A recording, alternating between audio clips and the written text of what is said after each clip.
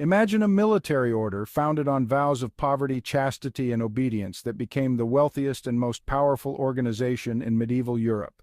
How did the humble Knights Templar, warriors of faith, evolve into pioneers of modern banking and medieval tycoons?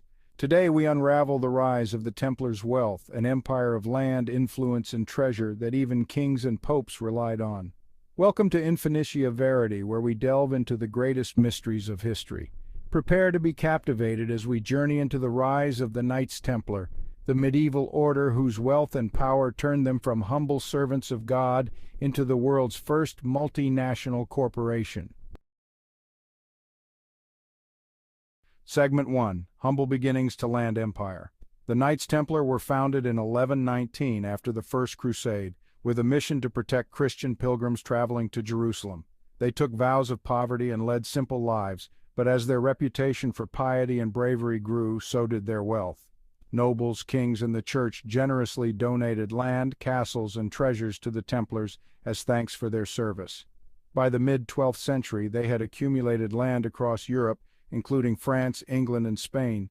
These estates generated income through agriculture, making the Templars one of the largest landholders of the medieval world. Interesting fact 1. The Templars were exempt from paying taxes to any king or noble, a privilege granted by the Pope.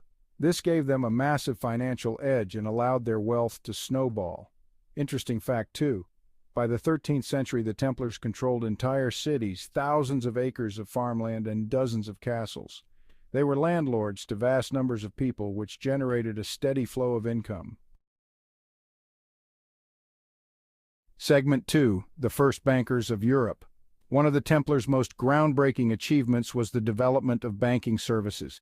As pilgrims traveled from Europe to the Holy Land, they needed a safe way to transport wealth. The Templars devised an ingenious system. Travelers could deposit funds at a Templar preceptory or headquarters in Europe and receive a letter of credit, which they could redeem at a Templar base in the Holy Land. This made travel safer and allowed the Templars to control the flow of wealth across continents.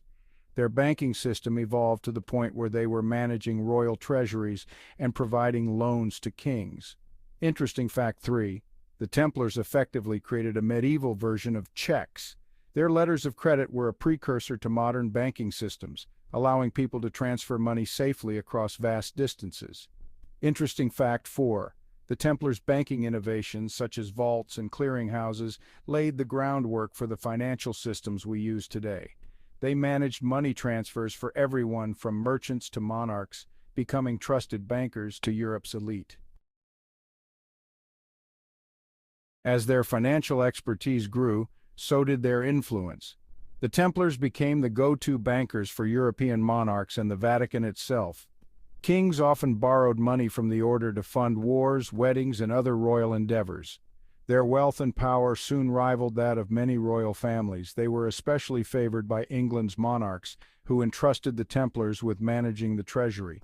At one point, King John of England used the Templar stronghold in London as his financial hub. Interesting fact. The Magna Carta was signed at the Templars' Temple Church in London. This is where King John and his barons negotiated the famous document, using Templar grounds as neutral territory. Interesting fact. The Templars provided banking services to popes as well. During the 13th century, they were tasked with managing papal finances, further enhancing their position as financial elites. Not content with just banking, the Templars invested heavily in trade. Their land holdings produced crops, livestock, and wine, which they exported to other regions. Furthermore, they controlled a fleet of ships which allowed them to transport goods, including spices and precious metals, between Europe and the Holy Land. This trading empire became another lucrative source of income for the Templars, who used their extensive network of castles and farms to manage agricultural production and distribution. Interesting fact, the Templars' fleet rivaled the best merchant navies of Europe. They even helped transport pilgrims to the Holy Land, adding another source of income to their coffers. Interesting fact, on their lands, the Templars introduced advanced farming techniques such as crop rotation and irrigation. These methods boosted their agricultural productivity, making their estates highly profitable. Despite their enormous power and wealth, The Templars' downfall was swift and brutal. In the early 14th century, King Philip IV of France, deeply in debt to the Templars, sought to destroy them. On October 13, 1307, a day that gave birth to the superstition of Friday the 13th, Philip ordered the arrest of all Templars in France, accusing them of heresy, blasphemy, and other fabricated crimes.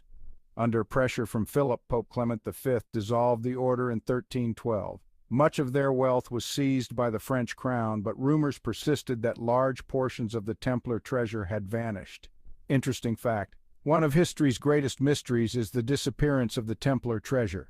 Many believe the Templars hid their wealth before their downfall, giving rise to centuries of speculation and treasure hunts.